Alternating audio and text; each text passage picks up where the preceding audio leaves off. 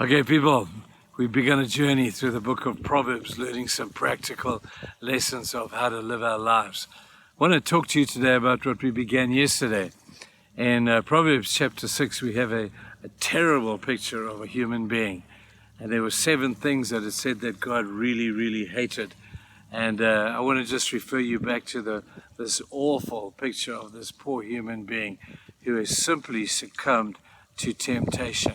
If he could have mastered the temptation by passing the test as a result of whatever the tragedy may have been, the temptations or the actions of these temptations may well not have been what they turned out to be. So listen carefully as we talk about these things. The first aspect in chapter 6 Proverbs is this poor man is defined as having a lying tongue. It says, Proverbs 21 verse 6, the future made by a lying tongue is a deadly snare. So if you're making your future based upon a lie, you're in trouble. You're caught in a snare. And it's not easy to get rid of getting out of that.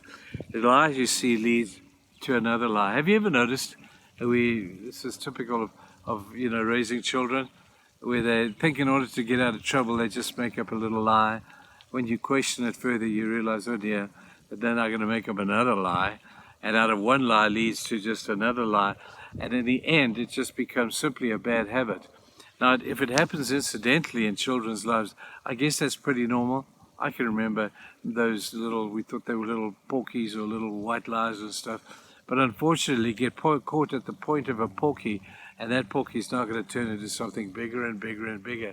People, listen. If you're tempted to lie, resist that temptation terribly.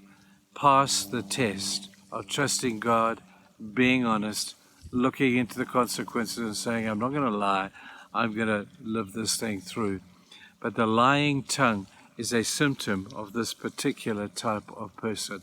Not one of us out there is immune to this. I'm sure you'll agree. The second aspect of this guy is his eye.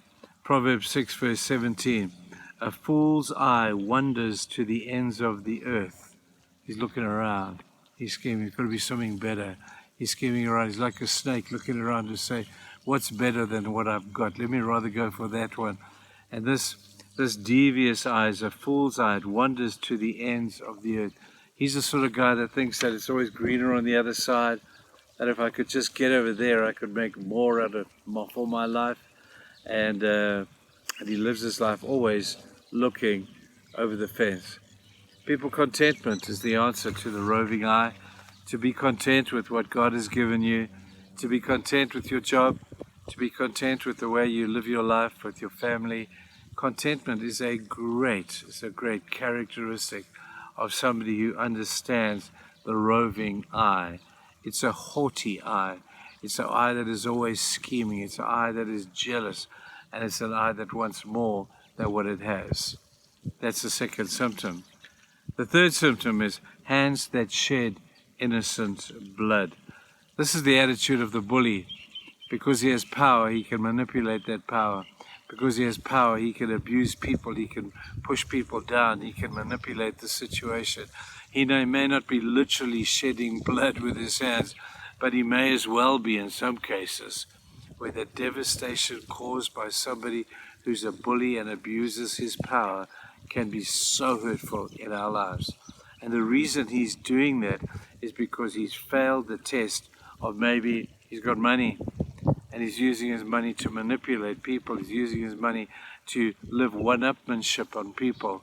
And as a result, people suffer at the hands of the bully. It's a horrible thing.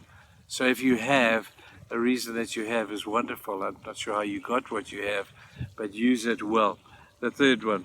The fourth aspect is of this poor man who's fallen into so many various temptations. He has a heart that devises wicked schemes. Here's a verse for you. Proverbs 11:20 says, the Lord detests the perverse of heart.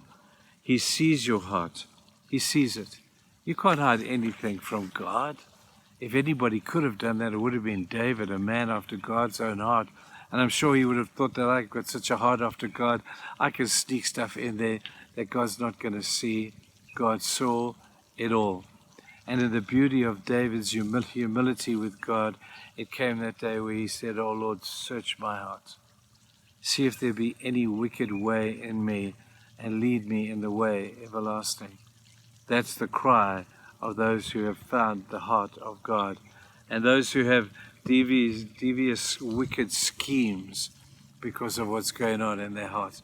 2, 3 o'clock in the morning when you're lying awake and you can devise schemes against those who have not done well with you.